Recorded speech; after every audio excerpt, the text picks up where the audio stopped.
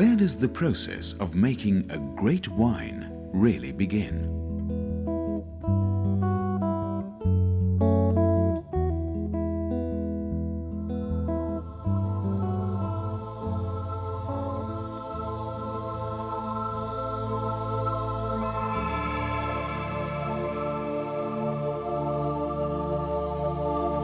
Perhaps it starts with the massive migrant weather cells that circle the Earth.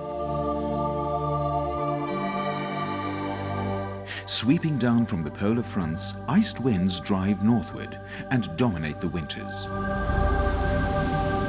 In summer, heated convections pull tropical winds off the equator in another weather front, balancing this seasonal cycle of contrasts.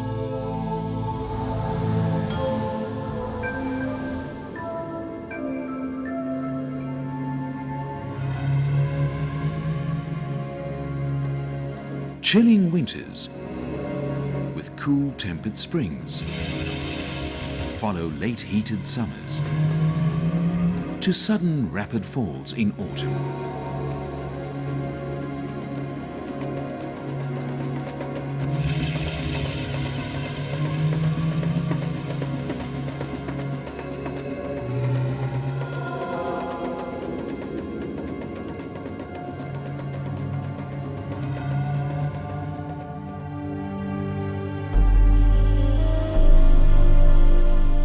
These vast epic annual weather cycles support this unique climate of conflict and contrast, creating the optimal conditions which define the world's premier wine-growing regions. And so it is only within these slim bands of convergence, encircling the Earth both north and south of the equator, where this delicate Mediterranean climate is found.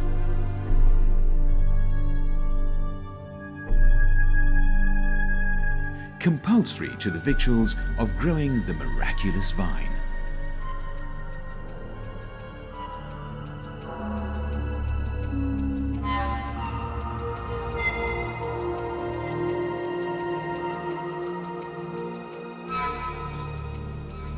In the Western Cape of Africa, on a more localized dynamic, could it be the interaction between the fine winds swirling inland from two mighty oceans? From the south, the warm Indian, and from the west, the icy Atlantic. Further contrasts which support our cold, wet, intense winters and long, dry, sun-drenched summers.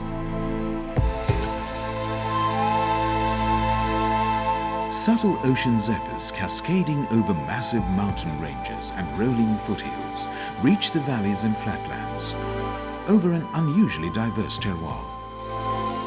Soils ideally suited and so necessary for the hardy and tenacious vine to survive, thrive and offer its prolific yield.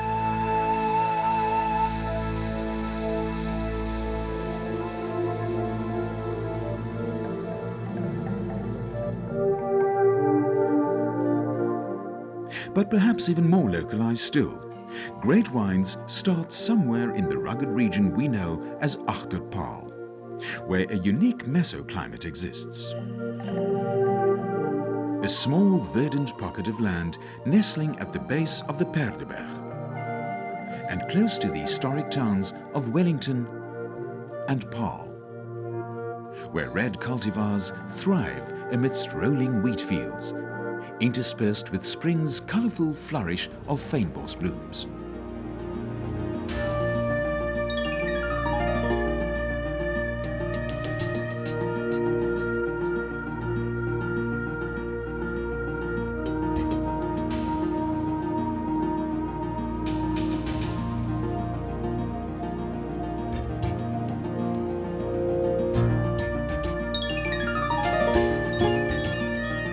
It has long been said that great wines begin in the soil. So perhaps it is the soil here, a coveted combination of sedimentary shales, ancient beyond our imagining, punctuated by the rounded granite protuberances of extinct volcanoes, scattered with overlays of sandstone and rich life-giving clays, which create the deep, weathered and well-drained soils that lend our vines such vigor.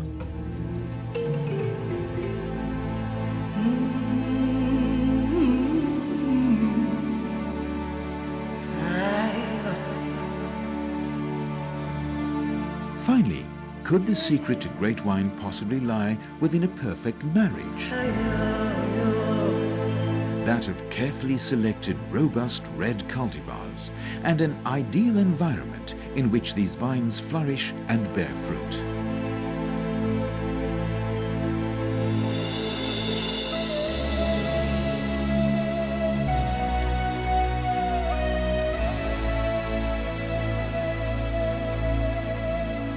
Perhaps it is really the holistic interplay of all these elements, so graciously bestowed by the grandeur of nature on St. Clement Estate, which creates what is surely this magical alchemy. And so, as summer slowly turns to fall, under the vigilance of the vigneron, the bounty of the vines is coaxed into plump and fulsome ripeness by the demanding February sun. Then on a favourable dawn, with the expectant berries still cool, dew-fresh and bursting with flavour, the annual harvest once again begins.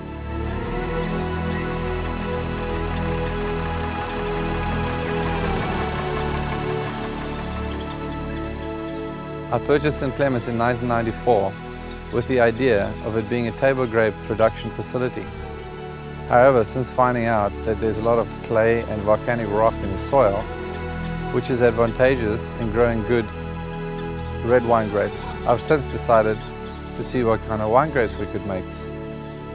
The red varietals we grow here are Cabernet, Merlot, Shiraz, Pinotage, Cabernet Franc, Petit Verdot and Malbec. Only careful hand selection ensures that the most pristine pick of the crop is chosen.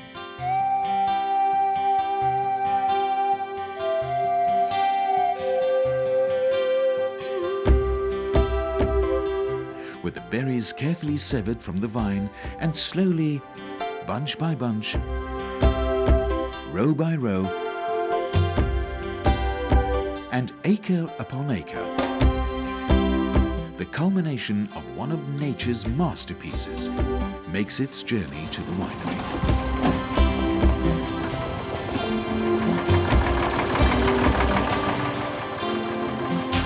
It is here, amongst the hustle and bustle of the harvest, that another type of magic begins.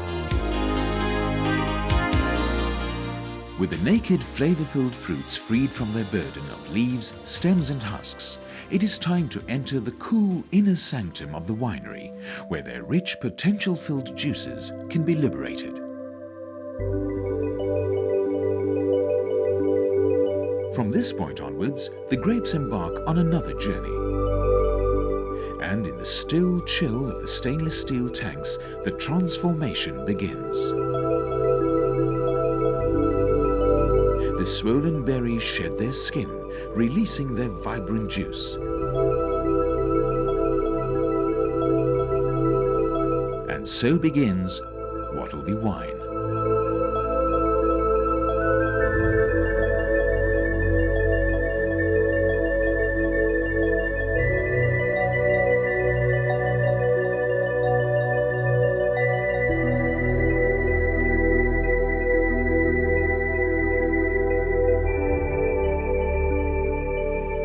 Well, here we are in the crush facility. The grapes have now been delivered to the crush facility. In their crates, they get weighed, and from here they get dumped into a destemmer where we separate the berries from the stems.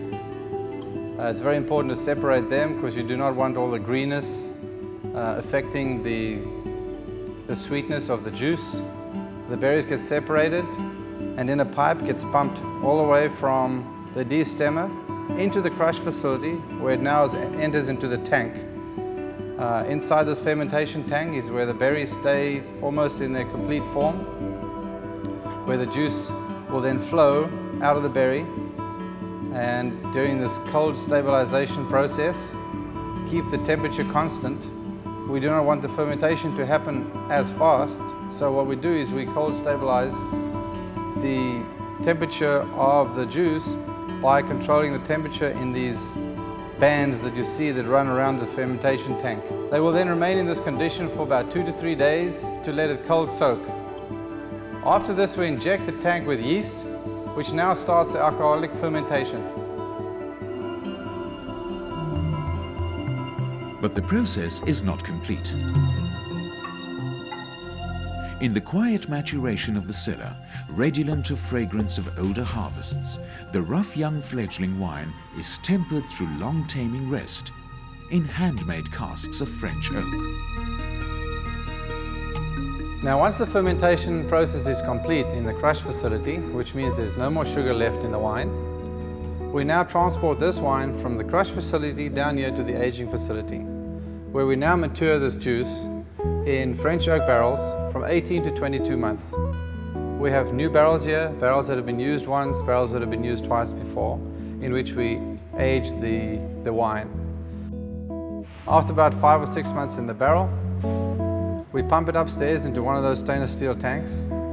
They get mixed up a little bit, the wood evens out a little bit in the juice. We pump them back down to the barrels where they'll age for a further 5 or 6 months. Once this process has been complete, the wine then gets placed in the bottles, where we age them in a bottle for about 5 or 6 months before they're ready to move to the shelves. Finally, blessed by the melding of nature, science and craftsmanship, the wines emerge into the light, noble to the epic tale of their heritage, ready to relish the senses, or to lie a while and be savoured later. But the question remains, where does great wine really begin? In essence, perhaps it's that perfect combination, a harmonious balance of dedication, chance and skill that has served me in mastering my game and achieving a winning formula. Although excellent sportsmanship may be my forte, it is with the same dedication that I find winemaking my first love. So for me, as with my achievements on the golf courses of the world, our range of fine red wines has a justifiable international claim to fame.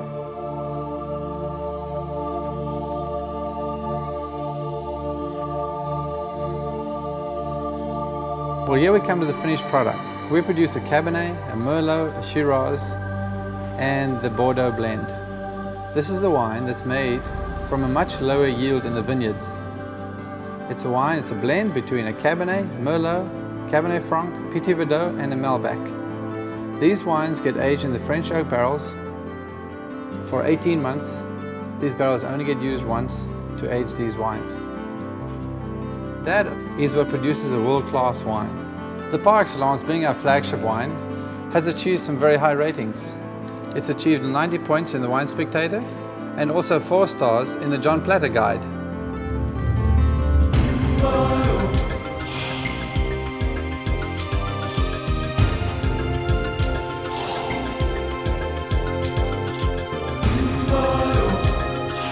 A perfect winning combination.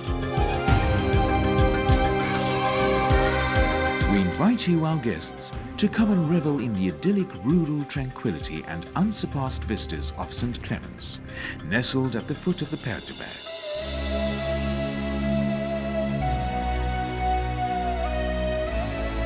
Steeped in history and ensconced in the warmth and traditional hospitality of Paarl. And we haven't even begun to describe the food.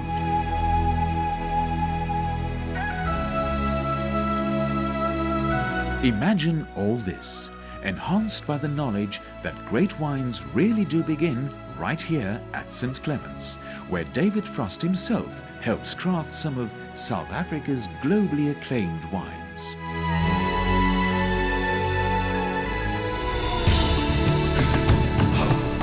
We're only a phone call away from any international destination, so please join us at St. Clements.